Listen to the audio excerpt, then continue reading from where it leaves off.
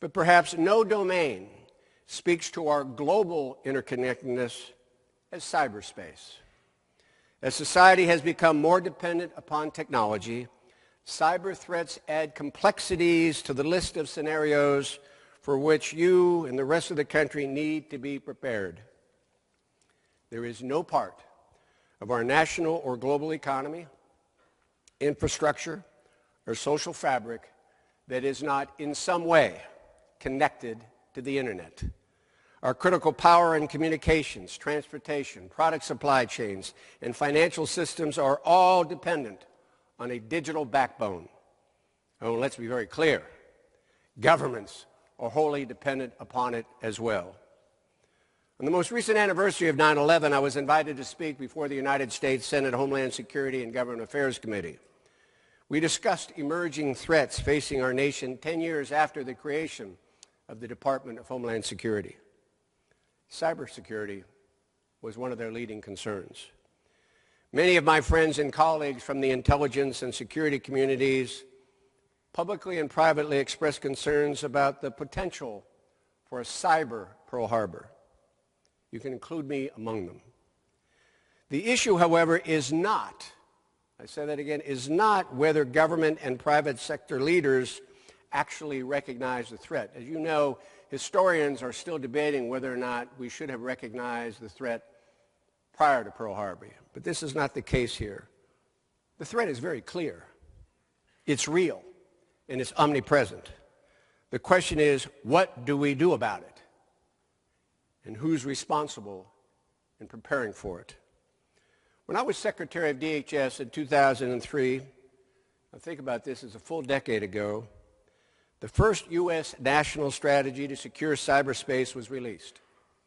Greater awareness of this threat may be emerging, but the threat itself has been with us and will be with us for the rest of our lives. Think about this for a moment, ladies and gentlemen, how dependent we are on the internet, but also understand it's only been commercialized and available for public use for less than 2 decades.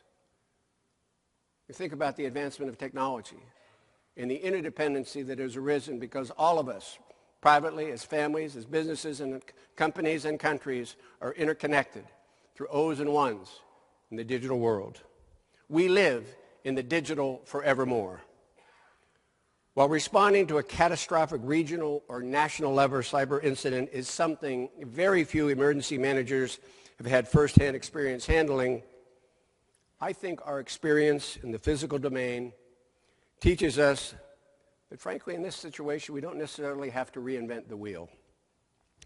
Many of the lessons learned in preparing for and responding to natural disasters and acts of terrorism can be applied to the digital world as well. After Hurricane Katrina, you will recall that in post-disaster report after post-disaster report, we learned that the private sector brought great capabilities to the response. We learned that improving collaboration between the public and private sectors would be critical in future emergencies and, frankly, necessary to make our country more resilient. That collaboration is just as vital as we prepare for the disruption of a cyber attack. Governments alone will not have all the answers, nor will they be able to stop all the attacks. Here in the United States, our government, from the White House, Department of Defense, to Congress itself, has been unable to prevent many attacks on its systems. Meanwhile, U.S. companies that employ millions of Americans and that operate essential infrastructure are not only attacked by criminal organizations and lone wolf actors, but quite obviously by nation states. And as we witnessed over the holiday, data and proprietary information is being stolen from the private sector, impacting our economy and disrupting and at least inconveniencing individuals and families. Countries and multinational businesses around the world face similar dilemmas.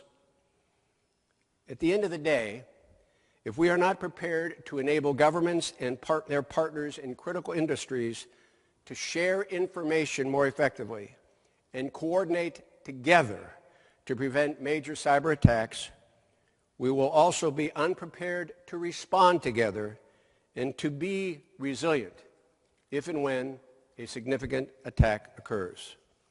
In this sense, we are just as vulnerable to experience a cyber Katrina, that is, experiencing a disaster on top of a disaster, as we are to realize a cyber Pearl Harbor.